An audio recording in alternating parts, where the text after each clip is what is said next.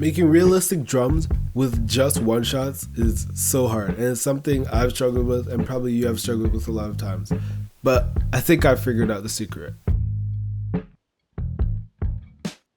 What's good, guys? I'm Selah, and today I think I've figured out how to make more realistic drums with just one shots. I was working on this song for this artist, To WIMY, and it took us a while to just figure out how to make the one shot drums sound very realistic.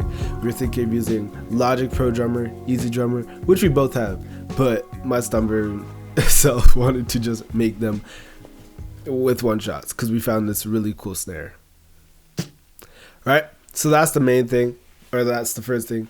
Finding just really cool sounds, like really high quality sounds that fit together. So the main thing we found was a snare. Very nice. Ooh. Right? So it just brings that whole thing together, right? Next thing is going through and finding the sounds that go well with it. So if we go through this, I just looked up snare acoustic. Say I like this one. You could go onto Splice and click on their thing and see the whole pack, and then go into different drums that fit with that pack. And that's pretty much what I did for this one. All these are Orbit drums: Orbit kick play, Orbit snare acoustic tap, Orbit toms, Orbit hi-hat, except for this one. But yeah, that's pretty much what all the drums are. So that's the main thing.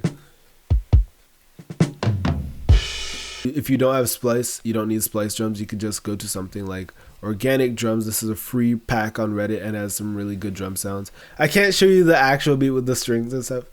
I'll give you guys a little sneak peek. That's all you get. So yeah, building those out, and next is figuring out drummer logic, right? Well, with drums, you only have 2 hands and 2 legs. Normal people also have that, not just drummers, but there's a maximum things you can play at once.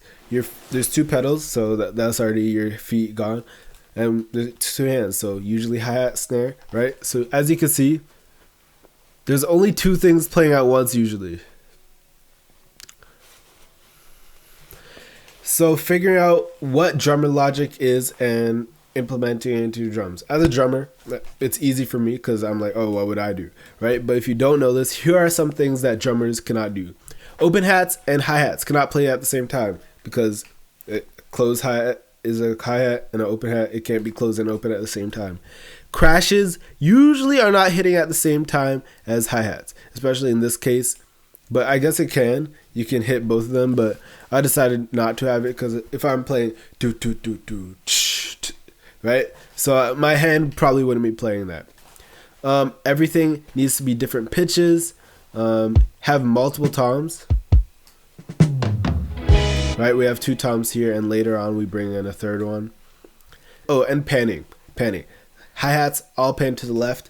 We're doing it from drummer's perspective, so if you look at a drum kit, hi-hats here, tom, tom, tom, snare kind of to the left, crash here. So just make sure to pan things in those directions, or the opposite directions, to make it either drummer's perspective or the listener's perspective. All the stuff would be reversed. So yeah, this is something I did with this one. It's kind of bootleg, but this is just so every kick hit isn't the same, right? So yeah, this kick have an automation clip on it. We took this and we automated the pitch. And as you can see, it's just changing really slowly. It's also on resample mode, so it'll also stretch them, making them longer and shorter, right? It's a very subtle thing that you probably won't notice, but it does make it sound more real. We then have these rides here.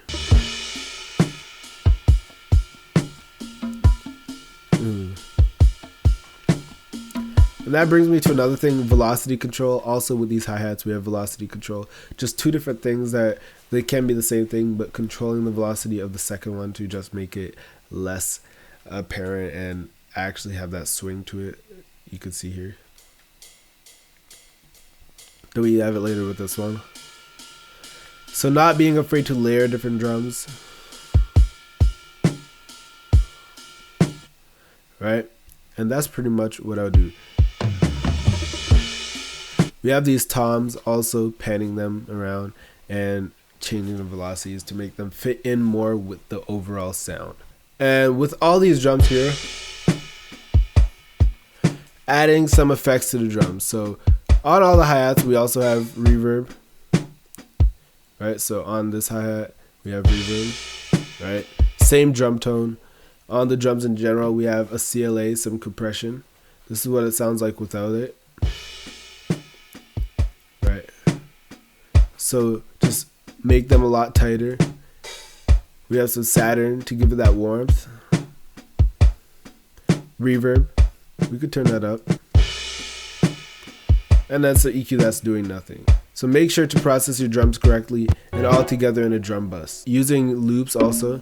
So we have this conga loop and we also have this ride loop. Finally is adding stuff like this. Now it really depends how realistic you want to go. There can't be a reverse crash, right? But this does add impact to the drop, right? If we go here, if we go to the drop,